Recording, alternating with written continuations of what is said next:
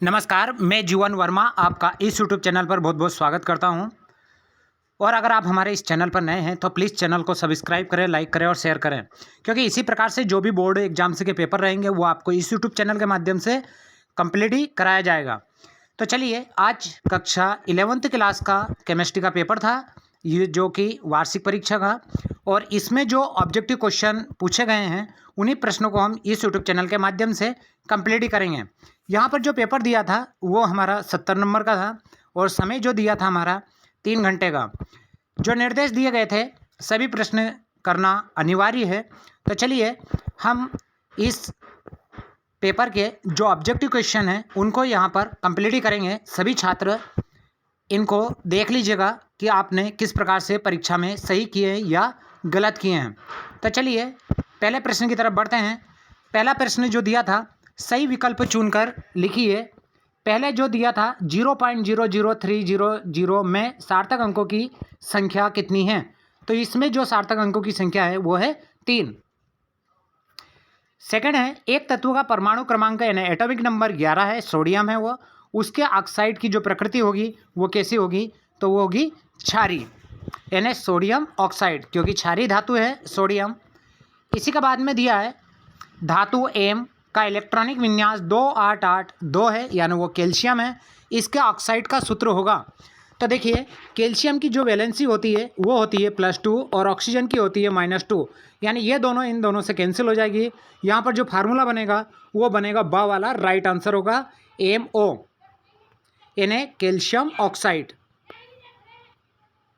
इसी का बाद में दिया है चौथा, यदि किसी जलीय विलयन के pH का मान 0 हो तो वह विलयन होगा। तो आपको बता दें, इसका जो राइट आंसर होगा वो आ वाला राइट होगा, लेकिन इसमें जो बी सा लगा ये गलत होगा। आपको बता दें कि 1 से लगाकर 7 तक जिनका pH मान होता है वो अम्ल होते हैं, यानी एसिड होते हैं, और जिनका pH मान 7 से लगाकर 14 तक होते हैं वो बेस होते हैं, यानी क्षारीय होते हैं, और जिनका pH मान 7 होता है वो उदासीन होते हैं। तो यहाँ पर पूछा गया था जिसका मान 0 हो तो वो क्या होगा? अम्लीय होगा। इसी के बाद अगला है पांचवा, हीरे में कार्बन की संयोजकता है तो कितनी होती है? 4 होती है। 6 दिया है, निम्नलिखित में से में किसमें मैग्नीशियम पाया जाता है? तो आपको बता दें, जो क्लोरोफिल होता है, यानी यहाँ पर ये पेड़ पौधों में पाया जाता है, क्लोरोफिल हरित लवक जिसे कहा जाता है, और इसमें मैग्नीशियम धातु पाई जाती है। यदि यहाँ हेमोग्लोबिन का पूछा जाता तो इसमें आयरन धातु पाई जाती है। यदि विटामिन B12 का पूछा जाता है तो इसमें कोबाल्ट धातु पाई जाती है। तो इसका जो राइट आंसर होगा वो होगा हमारा क्लोरोफिल। अगला दिया है 7 नंबर का, एल्कोहल निम्नलिखित में किसके साथ समावेशी है? यानी समावेशिता है ना, आइसोमेरिज्म प्रदर्शित करता, बा वाला राइट आंसर है, ईथर के साथ। देखिए, यदि एक सूत्र में लिखूं यहाँ पर CH, इस प्रकार से यदि मैं यहाँ पर एक फार्मूला लिखता हूँ CH3O, और यहाँ पर लिखूँ मैं CH3, यानी ये ईथर है, डाई मेथिल ईथर, और इसी सूत्र को मैं अगर इस प्रकार से लिखूँ C2H5 और OH, तो ये हो जाएगा हमारा एथिल एल्कोहल। तो यहाँ पर दोनों का फार्मूला जो है वो सेम है, दोनों में कार्बन, हाइड्रोजन और ऑक्सीजन की वैलेंसी बराबर है, तो इसका राइट आंसर होगा ईथर। चलिए, ये थे प्रश्न क्रमांक 1 में ऑब्जेक्टिव प्रश्न। इंग्लिश मीडियम वाले भी इन्हीं को कंप्लीट ही कर लीजिएगा। अब हम यहाँ पर प्रश्न क्रमांक 2 की तरफ बढ़ते हैं। सेकंड जो दिया है, रिक्त स्थानों में सही विकल्प चुनकर लिखना है। पहला जो दिया है 7 ग्राम N2 एन नाइट्रोजन का NTP normal temperature and pressure पर आयतन होगा तो वो कितना होगा? 5.6 लीटर। इसी के बाद में सेकंड है, उभयधर्मी ऑक्साइड है तो ये है हमारा एल्यूमिनियम ऑक्साइड Al2O3 से। थर्ड दिया है, अणुरेखी होता है तो वो होता है हमारा कार्बन डाइऑक्साइड।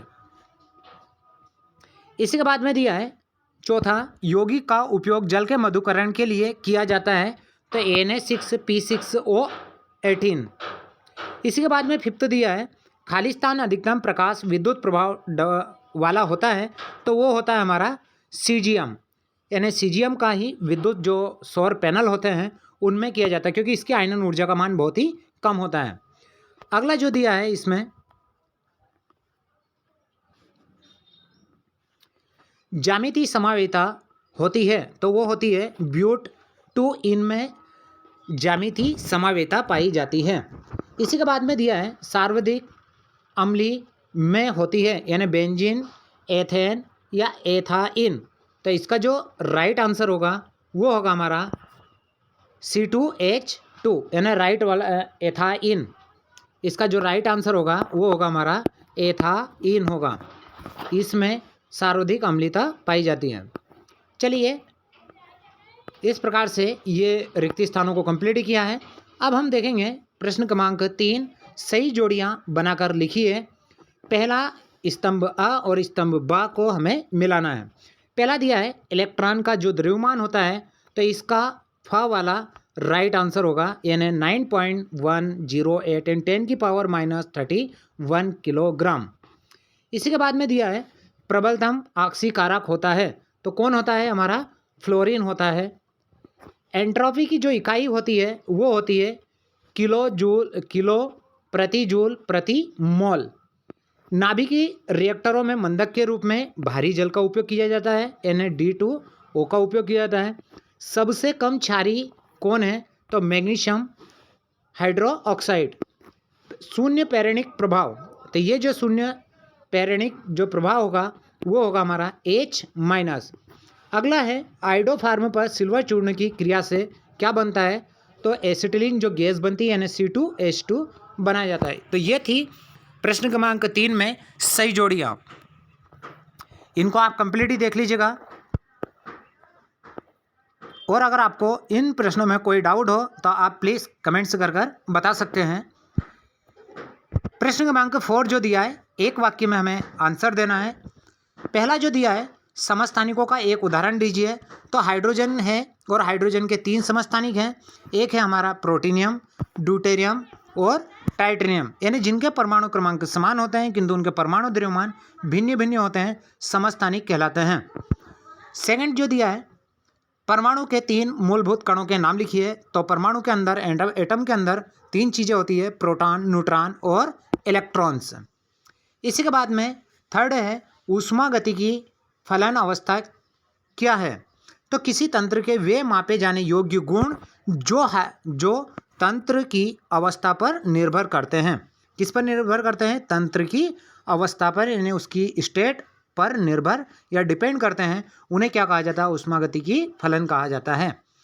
चौथा है कार्बन तथा हाइड्रोजन के यौगिक क्या कहलाते हैं, तो उन्हें क्या कहा जाता है, हाइड्रोकार्बन।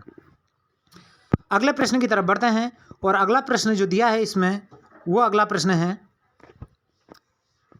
श्रृंखलन की परिभाषा नहीं, अपरूपता किसे कहते हैं। तो किसी तत्व के ऐसे भिन्न भिन्न रूप जिनके भौतिक गुण तो असमान होते हैं, जिनके भौतिक गुण असमान होते हैं किंतु रासायनिक गुण उनके समान होते हैं, अपरूप कहलाते हैं। और इस घटना को क्या कहा जाता है, अपरूपता कहा जाता है। चलिए अगला प्रश्न की तरफ बढ़ते हैं। श्रृंखलन यानी चेन की परिभाषा एंड डेफिनेशन लिखी है। तो यहाँ पर जो श्रृंखला क्या होता है, यानी कार्बन के परमाणु अपने अन्य परमाणु के साथ मिलकर श्रृंखला बनाने की जो क्षमता या गुण होता है उसे क्या कहा जाता है, श्रृंखलन कहा जाता है। जैसे कार्बन जुड़कर एक लंबी श्रृंखला का निर्माण कर सकता है। इसी के बाद में 7 नंबर का जो दिया है डाई हाइड्रोजन का संकेत लिखिए। तो डाई हाइड्रोजन NaH2 होता है, ये उसका प्रतीक चिन्ह है। तो चलिए ये थे हमारे प्रश्न क्रमांक 1 से 4 तक के ऑब्जेक्टिव प्रश्न जिनको हमने यहाँ पर कंप्लीट ही किया है। अगला जो 5 प्रश्न है अवोगाड्रो संख्या किसे कहते हैं, 6, 7, ये जो अगले जितने भी प्रश्न रहेंगे इनको हम अगले वीडियो में कंप्लीट ही करेंगे।